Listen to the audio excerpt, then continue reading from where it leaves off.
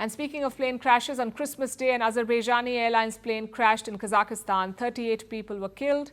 Since then, multiple theories have been floated, from birds to Ukrainian drones. Everything has been discussed. But now the findings of an investigation are out, and Azerbaijan's president himself declared it. He said the plane was hit by the Russian air defense system.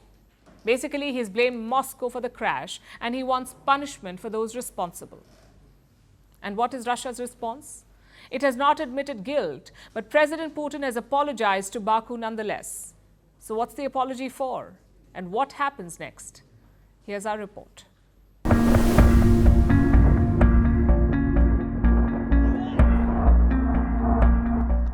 On December 25th, Flight J2-8243 was en route from Azerbaijan's capital Baku to Grozny in Russia's Chechnya.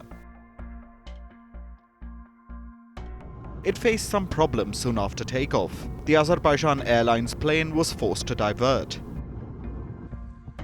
It crashed near Aktau, which is in Kazakhstan. There were 67 people on board. 38 of them were killed in this incident. After the crash, multiple theories were floated. The plane was hit by birds. There were Ukrainian drones. Some Russian experts suggested dense fog was to be blamed. There was also the mention of a gas cylinder explosion. But Azerbaijan has now cleared the air. The facts indicate that the Azerbaijani civilian plane was damaged from the outside over Russian territory, near the city of Grozny, and almost lost control. We also know that use of electronic warfare put our plane out of control.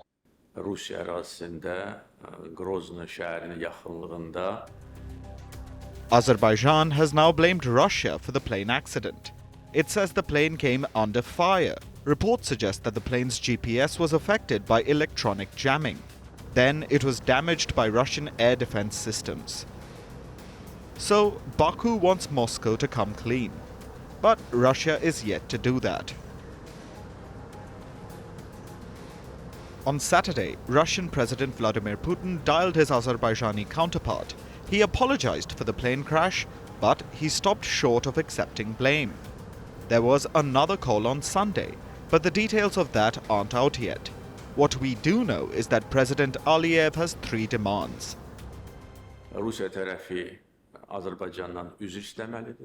The Russian side must apologize to Azerbaijan. Secondly, it must acknowledge its guilt. Thirdly, those responsible must be punished, brought to criminal responsibility, and compensation must be paid to the Azerbaijani state, to the injured passengers and crew members. These are our conditions. The first of these was fulfilled yesterday. I do hope that the other conditions will also be accepted. Azerbaijan's demands are clear: an apology, acknowledgement of guilt, and the punishment of those responsible. Moscow has only apologized until now, but will the Kremlin accept guilt? Aliyev says it's a non-negotiable. Azerbaijan and Russia are allies. They have had friendly relations. Russia exports oil and gas through Azerbaijan. Baku also provides a transport corridor to Russia for trade with Iran, which means the two have fairly warm ties. Of course, there can be no question of any deliberate terrorist act here. Therefore, admitting one's guilt, apologizing in a timely manner to Azerbaijan, which is considered a friendly country, and bringing this to the attention of the public, these were all measures and steps that had to be taken. Unfortunately, for the first 3 days, we heard nothing but delusional versions from Russia. But Russia's denial of electronic warfare and any involvement in the incident has only added fuel to the fire. Aliyev too claims that Moscow tried to cover up the issue. So Baku wants to take a stand now. It wants accountability for the incident. Meanwhile, the families of the victims wait for closure. So the pressure is now on both sides. As Azerbaijan demands transparency and justice, Russia's next move could determine their future relations.